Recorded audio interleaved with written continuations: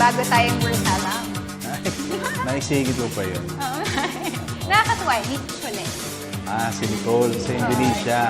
Nicole in Indonesian. Oo. At ang Metro Manila ay luhaan. Dahil umaambon. Para umapan sa Ginebra. Ngayon, nag-aaway-away dahil sa mga Ito, ang daming tweet. komento about it. Naalala ko tuloy ang aking lola. Iyang yan. At yung Facebook. Walang idudulot na yun. Hindi naman. I doubt. I disagree. Lagot ka sa lola ko. Sige, mamaya pag-usapan natin yan. At marami tayong mga balita, mga magagandang balita sa sports.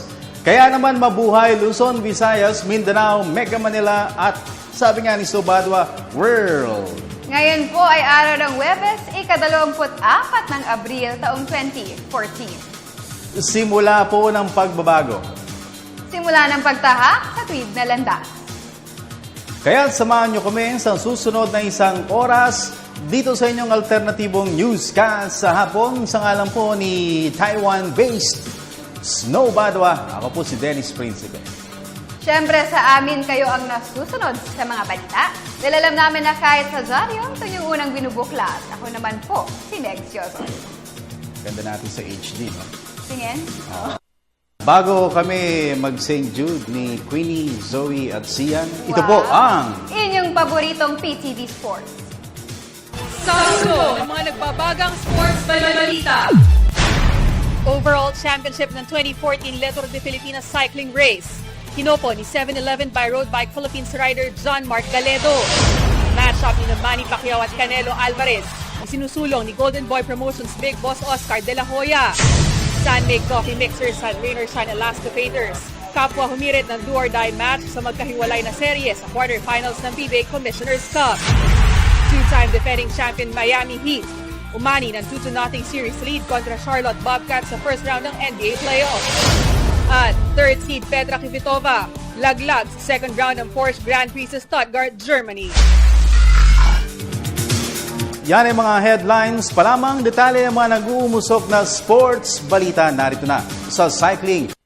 Kanyang ipinangako, bumawi si 7-Eleven by Road Bike Philippines Pride John Mark Mac Galedo sa Tour ng Pilipinas Cycling Race 2 buwan matapos ang kanyang forgettable campaign sa Ronda Pilipinas. Inangkin ng pambatong rider ni Engineer Bong Sual ang overall championship ng 4-day bikeathon matapos na ibuhos niya ang natitirang lakas sa 136km Bayongbong Nueva Vizcaya to Baguio City final stage kanina. Ang kabuang detalye ihatid ni Sports Radio Senior Correspondent Judith Caringa live via phone patch mula sa Baguio City. Judith? Napagtibay ni John Lecter Mark Galedo ang pagiging numero 1 road cyclist ng bansa. Isang historic at redemption victory ang kanyang naitala ng kanyang sungkitin ng 2014 Tour de Filipinas title. Ito ang kanyang ikatlong tour title matapos ang 2012 Ronda Pilipinas, subalit pinakamalaki bilang kaunahang Pinoy continental rider na nagkampiyon sa UCI 2.2 multi-stage event. At ikalawang Pinoy, kasunod ni Valera Vina na nagkamit ng titulo sa Tour de Filipinas. Sumasagit-sit ang SEA Games champion sa pagtahak sa 136km Bayongbong to Baguio City finale. Mula 3 minutes behind, iniwanan ni Macmac ang peloton. Kinain ang unang 9 na lead pack para pagdating sa may ambutlaw at pinagpag ang kaagapay na Iranian at halos naglaspag ng naglakbay ng mas mahigit sa 50 kilometers na bahagi po ng karera. Subalit, inabutan at nilagpasan siya ng kapwa SEA Games champion na Lao French rider na si Aria Ponsabat ng CTN sa huling 12 kilometers palapit sa KOM or category. At ang resulta, second placer kay Ponsabat as a Galedo, ngunit natangay ng Pinoy ang general classification o overall title. Dahil kinain niya ng halos 7 minutes ang dating leader na si Go Chuan Wat ng OCBC Singapore na kaninang umaga ay lamang pa kay Galedo ng 3 minutes. Halos pakiyawin ni Galedo ang dalawang pangkarangalan, ang KOM, kung saan 1 point behind lamang siya sa namayani na si Ponsabat ng Lao CCN team At ang steam title na nakuha naman ni Park ng kay STO Korea, 17 hours, 12 minutes, and 5 seconds ang total clocking ni Galedo, 1 minute and 03 seconds sa second overall na si Eric Timothy Shopward ng OCBC. Sa UCI points, 53 UCI points ang nakamit yung Galedo ng karangalan hindi lamang sa Team 7-Eleven Road Bike Philippines, kundi sa kabuuan ng Philippine Cycling. Daan po ito upang irespeto at imbitahin tayo sa malalaking karera gaya sana ng mga UCI 2.1 Sa team classification, tumapos na third overall ang bataan ni na Engineer Bong Suwalvic Patero at Rick Rodriguez sa hulihan ng Tabriz, Iran at CCN Brunei. Subalit sa total price, ang 7-Eleven ang may pinakamalaking naibulsa, $4,430. Sa iba pang placing, second best young rider ang pinakabatang 7-Eleven member na si Julius Mark Bortos na 17th overall sa general classification. 16th placer naman sa Philippine Navy Insurance rider Lloyd Reynante. 19th at 22nd sina Marcelo Felipe at Chris Hoben. Samantalang BPO disqualified si Valerebe na sa araw na ito. 29th, 33rd at 35th sina Santi Barnachea, Rudy Roque at George O'Connell ng Philippine Navy. Para sa PTV Sports, Judy Tringal, Sports Radio 918, Baguio City. Maraming salamat, Ms. Judith Karingal. Sa boxing, nais ihanay ni Golden Boy Promotions Big Boss Oscar De La Hoya si Mexican superstar Canelo Alvarez bilang susunod na kalaban ni Manny Pacquiao. Ayon kay De La Hoya, handa siyang makipagkasundo kay top-rank head honcho Bob Arum para magkaroon ng pagkakataon na maglaban ng kanilang mga fighters. Sa super welterweight division, umano posibleng magpangga sina Alvarez at Pacquiao, kung saan minsan nang nagkampiyon ang Pinoy hard hitter nang talunin niya via unanimous decision si Mexican Antonio Margarito noong November 2010. Plano umano ni De La Hoya na maikasa ang matchup ni Alvarez at Pacquiao bago matapos ang 2014. Lipat naman tayo sa professional basketball. Kapwa humirit ng do-or-die match ang San Mig Coffee Mixers at Rain or Shine Elasto Painters sa quarterfinal ng PBA Commissioner's Cup. Ito'y matapos na parehong mangibabaw ang dalawang teams sa magkaiwalay na laro sa Game 2 kagabi. Narito ang aking report. Naroon ang knockout finish ang dalawang best-of-3 quarter-final showdowns ng kasalukuyang PBA Commissioner's Cup.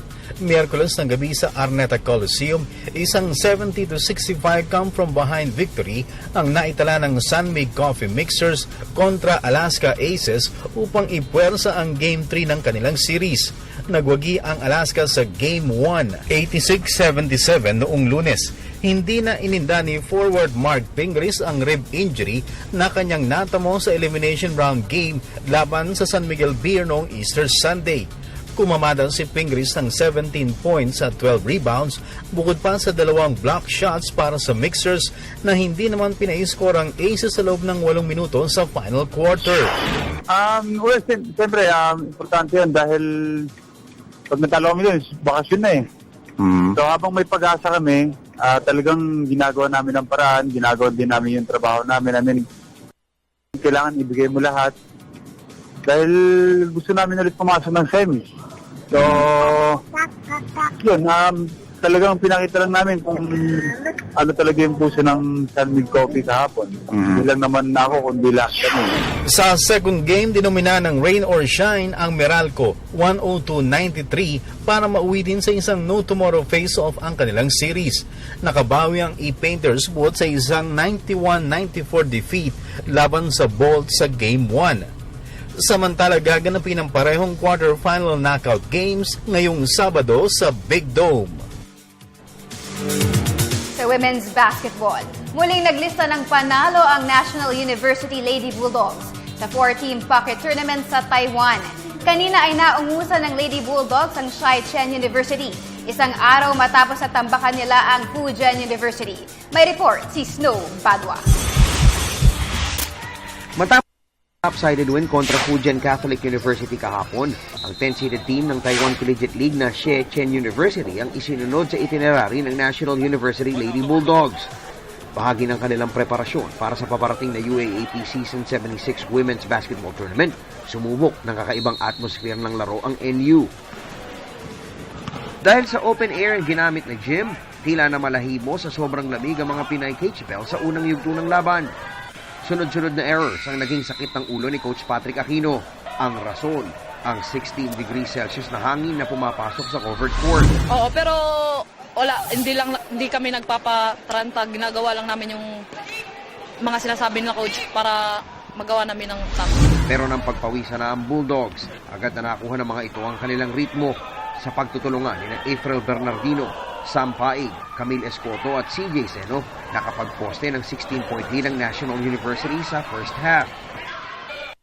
Nagpatinag ang Shechin Bets na pinamunuan ng kanilang streak shooter na si Pei Chun-she. Sa final quarter ay nagawa pang lumamang ng mga Taiwanese dribblers upang bigyan ng kaba ang kupunang suportado ng Ever Belena Cosmetics ni businessman sportsman Josel Josie at ng SM Malls ni Ginoong Herbert C. Isang crucial putback sa final 19.5 seconds ang ibinaon ni last UAAP Season Rookie of the Year Gemma Miranda para ibalik sa driver's seat ang Hoxon Street Sampaloc Manila-based squad. Isang well-designed play ang tinangka ng Shechin pero dahil sa tindi ng depensa ng Bulldogs, nauwi sa isang steal at transition play ni April Bernardino ang nagselyo ng panalo para sa Bulldogs. Bagamat nagkaroon sila ng last-minute collapse, kontento naman si Lady Bulldogs team manager Johnson Martinez sa kanilang ipinakitang endgame poise. Ang kaparehong problema kaya't naagawan sila ng korona ng De La Salle Lady Archers noong nakalipas na finals ng UAAP Season 76. Right now, we are very satisfied. This team, right now we're a better running team, depensa maganda, so everything's doing fine. Ang panalo ay ang ikalawang sunod ng National University matapos silang daigin ng Fujian Catholic University kahapon. Bukas ay ang number 2 seed national championship team ng Taiwan ang makakalaban ng Lady Bulldogs na naghahangad na malampasan ang kanilang first runner-up finish noong nakalipas na UAAP season. Mula dito sa Chinese Taipei, Snow Badwa, Telebisyon ng Bayan.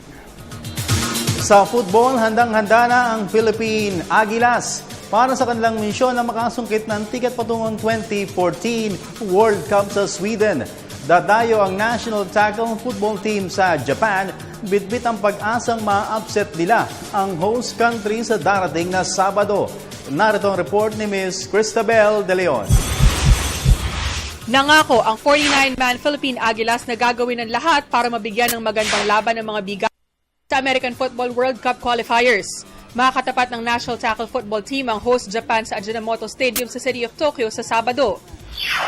This is the very, very first time that the Philippines is entering this type of league, in this type of format.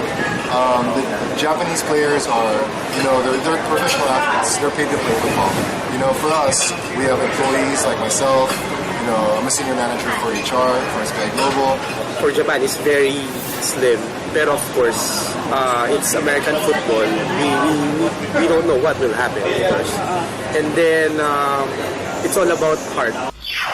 Sa panig naman ni American Tackle Football Association of the Philippines President Dodi Palma, bagamat bagito pa lamang ang Philippine Aguilas, tapang ng puso at tibay ng dibdib naman ang kanilang bitbit sa pagdayo sa kuta ng kalaban. Football is any given Sunday, which means any team can win. The advantage is we have a good coach who taught us a lot of about football, so we have a good chance. Slot para sa 2014 World Cup sa Sweden ang nakataya sa do-or-die match ng Pilipinas at Japan. Para sa PTV Sports, Cristabel De Leon, Telebisyon ng Bayan. Sa iba pang balita, naging matagumpay naman ang pagdaraos ng First Women's Martial Arts Festival sa Pasay City. Proyekto ng Philippine Sports Commission o PSC, layo ng one-day event na ipromote ang iba't ibang sports para sa mga kababaihan. Nagbabalik si Ms. Cristabel De Leon. Nasa 800 individual ang dumalo sa inaugural Women's Martial Arts Festival sa World Trade Center sa Pasay City ngayong araw. Kabilang sa mga disiplinang itinampok sa one-day event ay ang arnis, boxing, fencing, judo, karate-do, muay thai, penchak silat, taekwondo, wrestling at wushu. Ayon kay PSC Commissioner Akiko Thompson, layo ng kanilang proyekto na ipromote ang iba't ibang sports para sa mga kababaihan.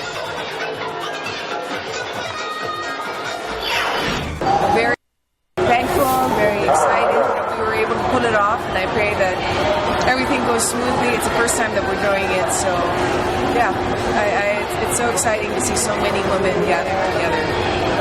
And your message to all the women in the Philippines who are engaging in sports and keep at it.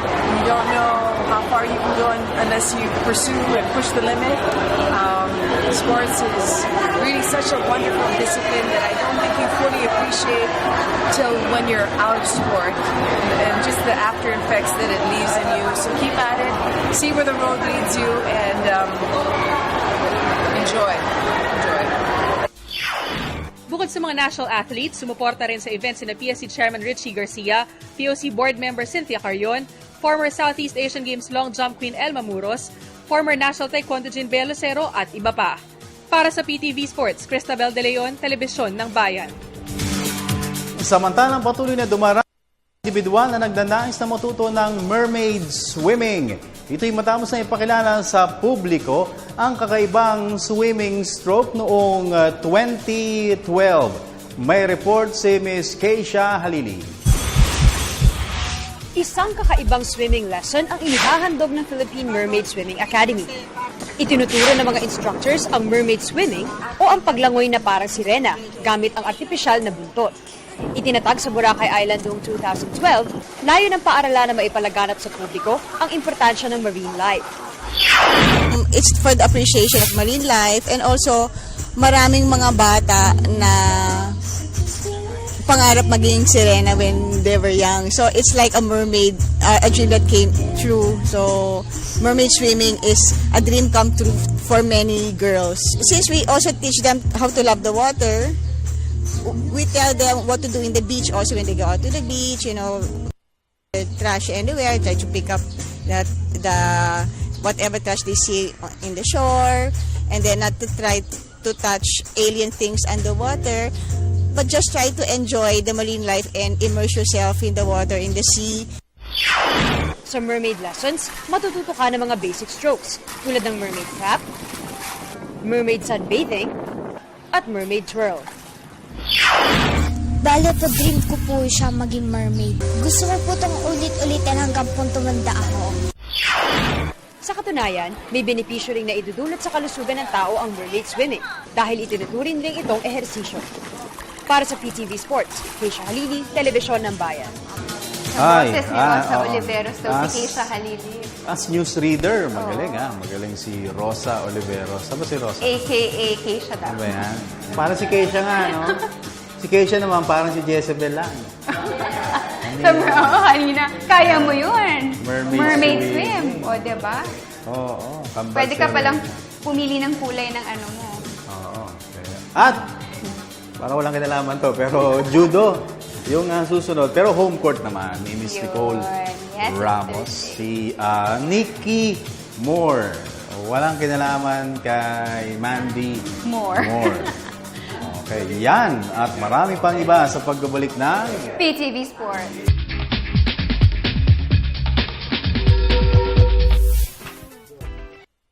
Made ripples in the women's judo at the recent UAP competition where the Lady Judokas emerged champions, contributing to LaSalle's getting the biggest award being the general champions of UAAP Season 76.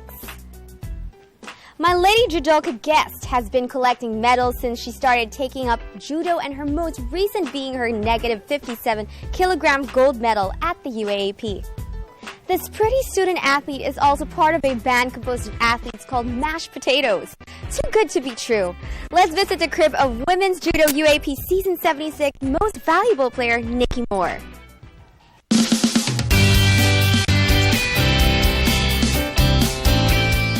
Hi, Nikki. Hi guys. I'm Nikki Moore from the De La Salle Judo team, and welcome to the outside of my house. Come on in. All right, let's go, guys.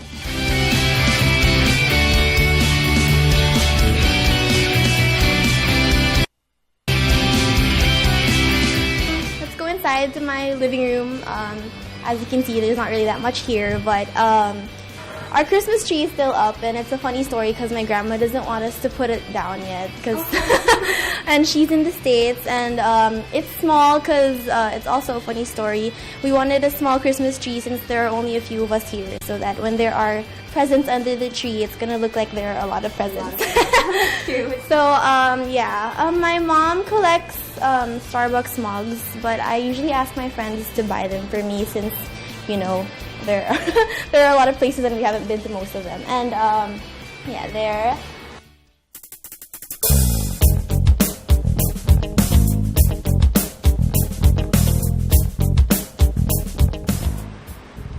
So here, this is a gift from my mom though. I was like 13, I think, so I look really young. And yeah, my brother is taller than me, but he was younger than me in this picture.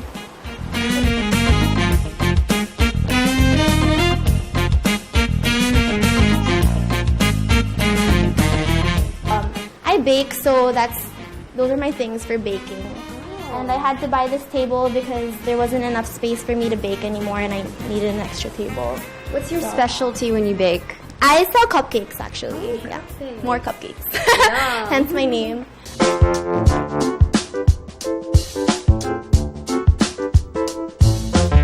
So, Nikki, how long have you been living in this home? Well, actually, I grew up in Seattle, but when I was about 1 to 6 years old, I grew up here, and then when I went back here after Seattle, it's been like 8 years probably since first year high school. Wow. So a lot of childhood memories here.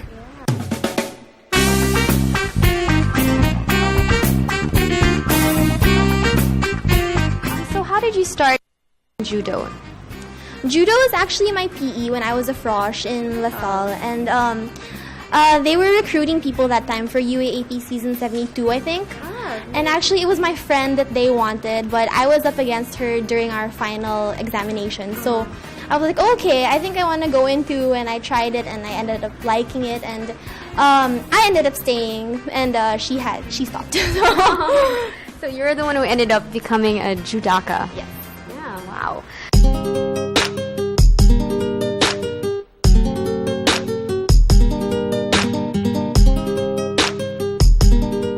Show you my room, my personal space in the house. It's very girly outside, and it's a bunch of stuff that I stuck on throughout my college life, like my course, org, and tapat and other stuff like that. So when we got the house renovated, I wanted to have it colored pink because it used to be my favorite colors when I was in high school. So yellow and pink. Yes, yellow and pink, and it just has a bunch of stuff from high school. Like my best friend made this for me on my birthday, and basically it's just like a compilation of my childhood in the Philippines. Here are some of the medals that I got in my in my former years of judo. The other ones are in my condo. Unfortunately, I didn't get to bring them. And shoes, a lot of shoes that most of them I don't use anymore actually. But girls, I can't let go of them. Yeah. And a lot of perfume because my grandparents like to send us a lot of stuff that we don't get to use right away. Yeah.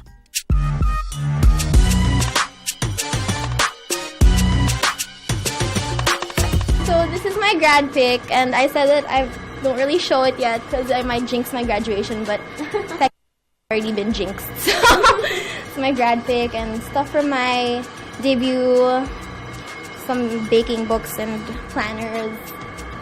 I never open my curtains because I don't like to sleep with lights. Like I can't stand sunlight. I'm like a vampire. I'm like a bat. I'm nocturnal.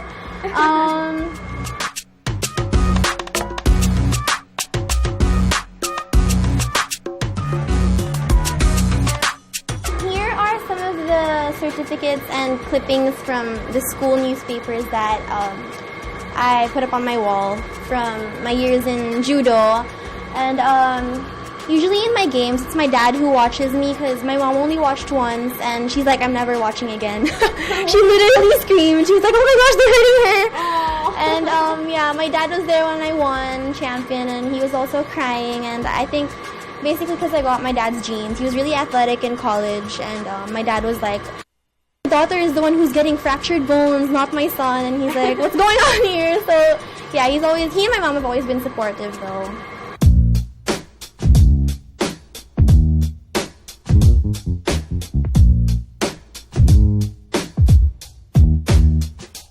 Do you miss home when you're not here?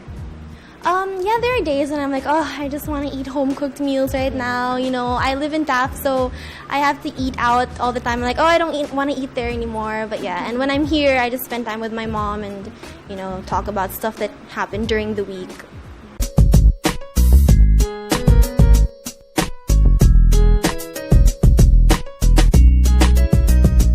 So, what are your future plans? What are the things that you want to achieve as a judoka?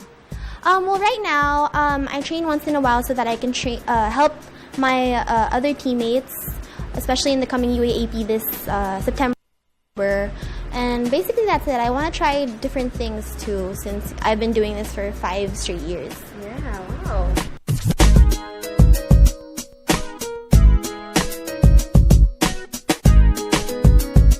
I know that you have a band called Mashed Potatoes. I know you can sing, so is it all right if we hear a little of, from you, just a few lines? Sure. All right. I'm just gonna do like the part we did for the mashup. So, lately I've been losing sleep, dreaming about the things that we could be, and baby, I've been praying hard. Said no more counting dollars, we'll be counting stars. Wow, that was beautiful. Thank you so much. Embarrassing. No, it was beautiful. Thank you. Thank you. And I had fun talking to know you better, and thank you for sharing your lovely home with us. Thank you, Nikki. Thank you so much.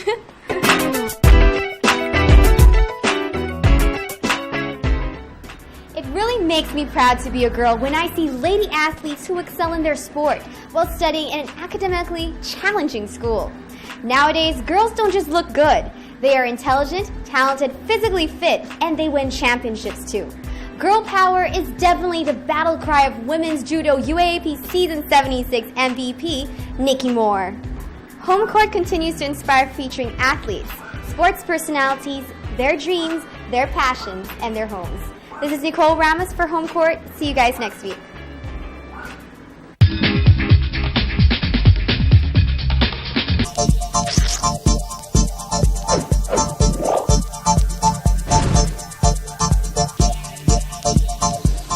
Nagbabalik ang pinakamalawak na sports newscast sa bansa, ang PTV Sports. Welcome to iSports. I'm Nicole Ramos. Hi, Dennis and Meg. Yes. Hi, Nicole. Yeah, and by the way, I want to thank Nikki Moore for letting us feature her, and that was such a lovely song. You sound great. Yeah. Nikki Moore. She's very girly. Yeah, for an athlete, right? For a judo. Yeah, because judo you have to be tough, but you can see the way she talks and the way she moves, she's still very feminine. Right. Yeah. Baka during the game, intimidating na siya. Oh, I think baka scary. Usually, di ba, game face, judo? Game face. Intimidate your opponent. Yeah. Saka you really get Kailangan hurt. strong ka. Oo. Di ba like what she said kanina, her mom daw doesn't want to watch again. Only watched one game. Kasi daw, she doesn't like to see her daughter get hurt. Oh. So all her games, dad lang niya nanonood. Baka si daddy, go for it. What parent likes to see? Yeah, di ba? Unless they're really sport inclined. Yeah, they understand because they also did it. Di ba? Yes. Like you nag-basketball ka? I used to play basketball, but I stopped. Because I didn't like getting hurt. Ako dati taekwondo, pero okay lang kahit may mga pasa ako. Yeah, oh wow. Ako boxing. Boxing. Sa Xbox. But I always wanted to try boxing. I think it's Saya, an interesting masarap. sport. Masarap din. O sige, bago maging show natin to. Bago maging chikahan portion natin. Let's chika with our viewers. Yes, join us by following us at facebook.com/PTV4Sports. You can also follow us at twitter.com/PTV4Sports, or you can email us at ptvsports@mail.ptv.ph. And for those who want to send in text messages, just simply type in radio space, SR space, namespace message, and send them to 2311 for Globe and Touch Mobile, and 350 for Smart Talk and Text and Sun subscribers. Ayan, so send in your messages na.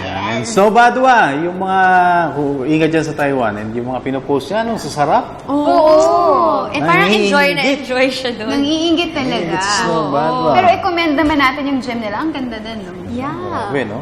Class Yung high-tech. Yung likod. Mountain. We have a problem. Ano yun? Problem. Uy! May internet. Oh, it's working naman. But here, why is there a sign? Ganun ba? Tapos Sige ayaw nga. na mag-open. Talaga? Ayaw mag-open? Mag-ano kaya muna tayo? Text. Sige. Baka yung Twitter ni Snowbado, abot ba rito? Wala. Okay. Ayaw. Twitter. Okay, sige. Open Ulitin Twitter, natin. we can Hindi, read teka muna. some. I-off ko muna. Sige. Alright. And then, habang ino-off ko, Pwede lang tayo. yan, I'll turn it on again. Okay, let's wait. Sorry for the technical difficulty. Uy, ang dami nagre-react dun sa, yung tweet ni Snow. Mark. Mark Tagiwa. So, anong basically... Nag-tweet daw si LA. Oh, pati si LA? In response. May nagsabi sa akin kanina, kung totoo, parang no talk, no mistake. Parang more talk, more mistake. Parang gano'n. Hindi ko alam, may nagsabi sa akin. Kasi less words, less may mistakes. nag-interview sa akin kanina. Yun nga gulat. Kasi si LA naman, okay naman yan Walang masamang tinapay. Ika nga nila. Kay LA. Pero ano yun, pinapatamaan niya kaya na, you should be careful with what you post? If ever man, siguro hindi parang nothing personal. Siguro parang, tol, tayo na lang. Tayo na lang. Parang, let's keep it within. Okay na? I think Nicole, parang it's nakikita loading. ko. Gumagalaw na siya. Let's just wait. Sorry. Yan, yung Twitter, meron ba? Meron tayong Meron ba? Twitter, hindi ko pa siya na-refresh. Ito, Refresh ano ko yan? ba? Or... Anyways. Sige nga. Sige, let's read this Ngayon one. ba yan? Ngayon ba? O yan, 11 minutes ago. Hinebra Helter Brand. Sige. Looks like Ginebra has a new coach. Seryoso po. Sana si Jawo na po. Maraming yeah. Ano yun, Meg? Hindi natin alam kung sila, pero according nga kay Snow Badwa dun sa kanyang write-up, is that may talks about the coach. Nag-uusap daw. Yes. Interview nga natin yung isa sa mga kaibigan niya. Tignan natin, Kasi may close friend dito na kaibigan din natin. Yabang, May kaibigan si Robert Jaworski na kaibigan din natin. Oo, pero busy. Ayan. Subukan natin, yung isa sa mga close friends. Ba? Busy. Mukhang nag-uusap sila. It's really not working. It's not working ba? Come on. Ang saya ni Polly yesterday, no? Today. Kasi today siya gagraduate. Oo. So, graduate. Bukod sa nanalo ang team nila, magka-graduate na siya. Finally, after 8 years. Hindi dahil 6 fouls, Nag-graduate siya because natapos niya yung kanyang course. Yeah, finally. That's 8 years na pala kinuha yun? 8 years kasi paputol-putol because he decided na mag-enter sa professional. Pwede na mag-doktor, 8 years. 8 years. Pero at least si goal niya is talaga. Yeah, and it's nice to see that he finished it. Kailangan ko magpahaba ng konti ng buhok. Parang wanted na ako Wanted ba? Parang yung kay Bong. Ano, Nicole? May what's problem pa happening? rin It's really not working. Ha? Ano Wala reunion? talaga. Okay, plug muna natin yung reunion Sino to? ni Snow Badwa. Sige, reunion ni Snow Badwa. Sige. Ito talagang ba't ganun ang buhay? Yung pagka meron kang ginagawa, ayos naman. Pag kailangan mo na, nawawala. Yeah, so let's tawag dun plug pag dumadaan ka this sa isang first. lugar, hindi naman traffic. Pagbalik mo rin, kailangan magmandali, biglang magiging traffic.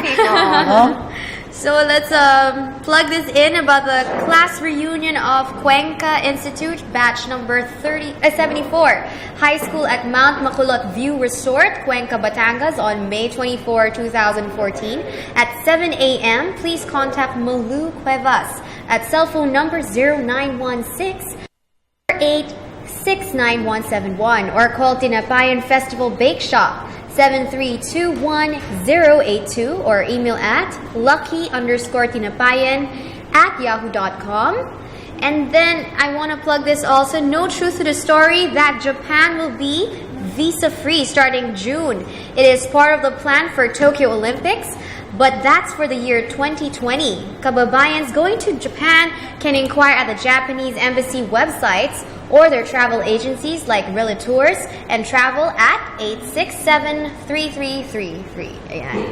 Right. So, contact them. For the reunion. Ano ba yan? Open reunion? Okay. I'm not sure nga. Baka open siya. And happy birthday kay Boss Fidel Oh, happy birthday, sir. Sobremonte.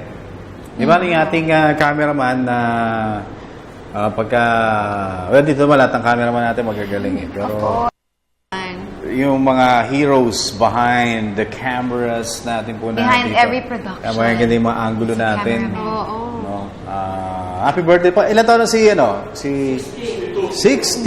Wow! Aba, parang 61 lang Hindi halata. Habang Bata tignan si si Boss Fidel, Bata tignan, nakasmile kasi parati. Ayun, tayo dyan. Mahilig sa chicks, ibig sabihin, balot. Bago natin pinapagana si internet. Sige, habang inuuto namin kayo, dahil hindi gumagana yung internet. Hindi, yung mga Twitter, pwede pa, yung mga huling nabasa, yung bago namatay yung ating It's all about their reactions about Sige the nga. coaching staff of Ginebra. Like, humingi sige. sila ng hint kay Snow. Woo! Pa-hint ulit, idol, sabi ni John San Miguel. Ayan. Tapos again, like, this That's one a from new quote. Lance.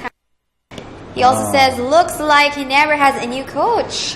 The big J. Sonny Jaworski. Ayan. Oy, hindi pa, ang tawag ito? Pero it looks like a lot of people are hoping na siya, no? Oo. Gusto na ibalik yung dating Ginebra Sabi nga ni, di ba, ni Mark Agiwa? Oo. Kilala niyo ba si Coach Sunny? Hindi si Kabato, Sunny Jaworski. Si Val David. Sino ba? Si Pido Harencio. Diba? Si Noli Locsin. Si Val na walang malay. Wala.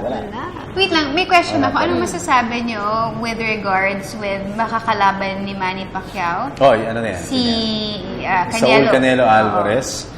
Gusto ni Golden Boy na Manny, wala pang kalaban. Sabi niya, ito labanan mo, bata ko. For now. Si Saul Canelo Alvarez. Di ba may away yung Golden Boy at saka yung Top Rank? Right. Yeah.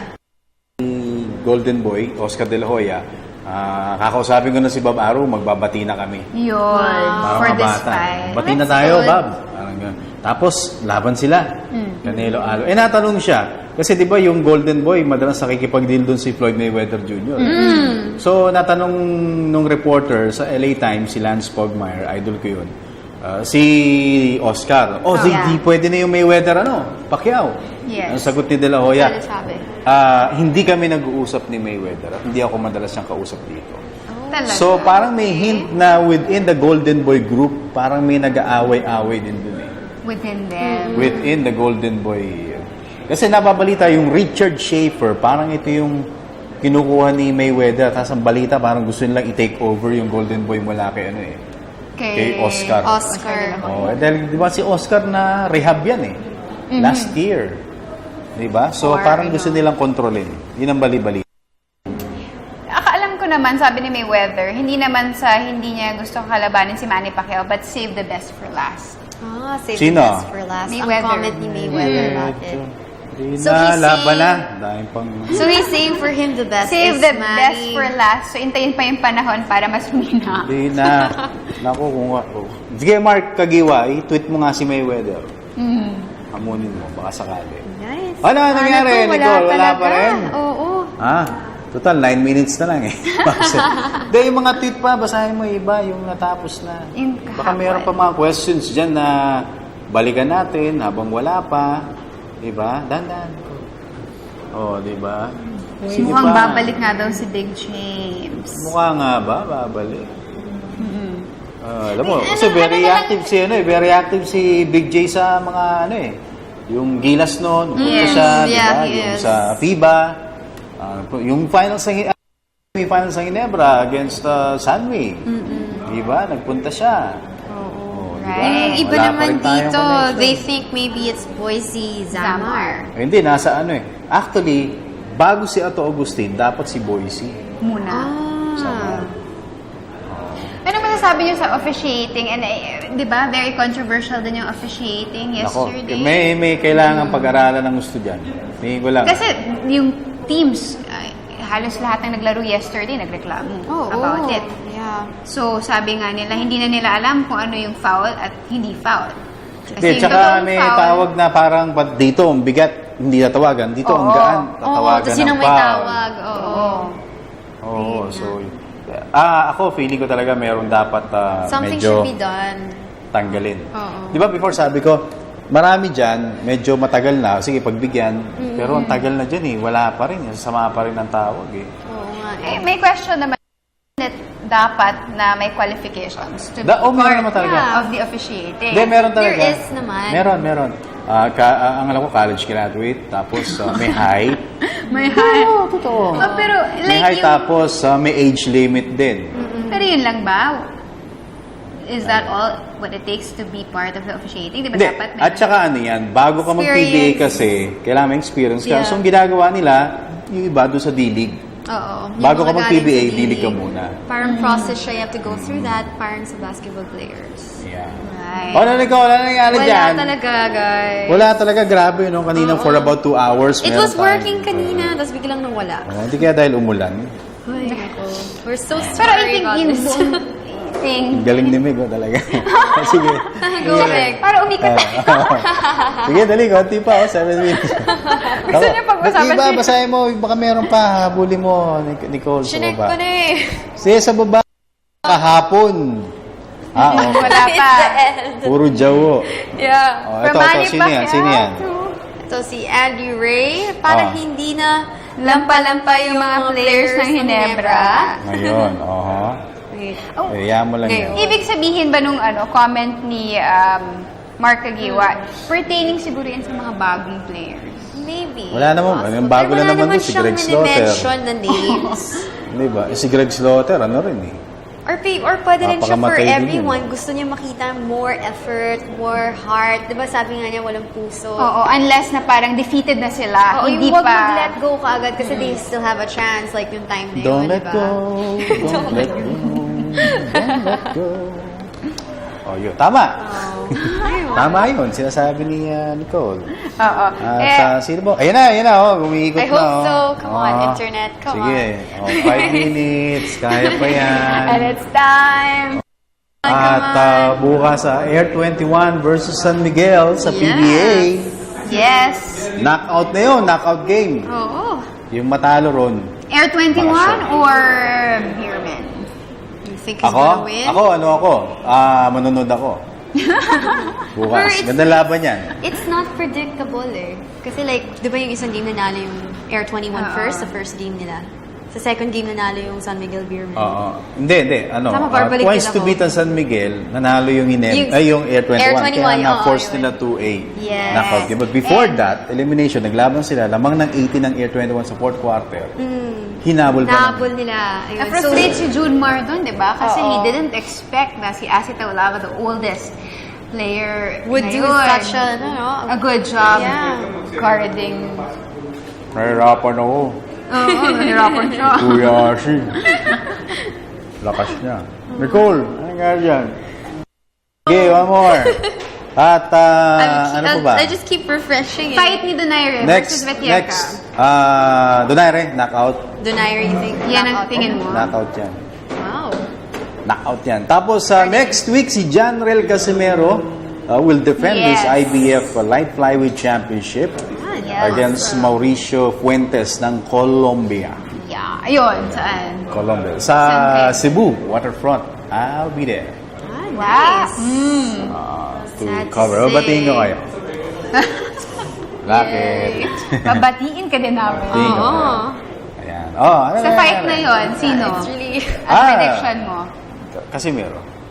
Pero knockout artist yung kalaban niya. 16 wins, 2 losses, 12 KOs.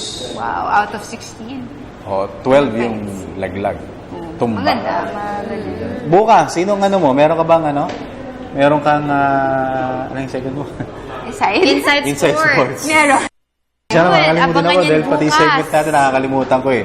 Sino, Nicole, bukas? Inside Sports. Ang sport natin tomorrow is, of course, Zumba. Wow, nice. Zumba. So are we gonna see you do Zumba? Sample. Trying to dance. Ano pinagkaiba ng Zumba sa ibang mga... Latin dance kasi ang Zumba dancing. Latin.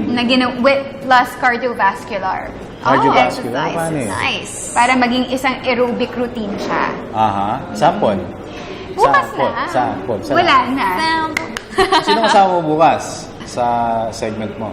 Si Miss Madel. Miss Madel Enriquez. Okay. Zumba. Nasubukan mo na yun? Ako Nicole? hindi pa eh. Hindi pa. that. Pero I know there's some of our employees here. They Which is good. Ang ganda nga ng Every proyekto Wednesday na... Ay, alam mo, speaking of Zumba, si Coach Ryan Gregorio, dun sa Meralco area, Yeah. dun sa community, dun sa compound nila, meron silang parang weekly ata na Zumba.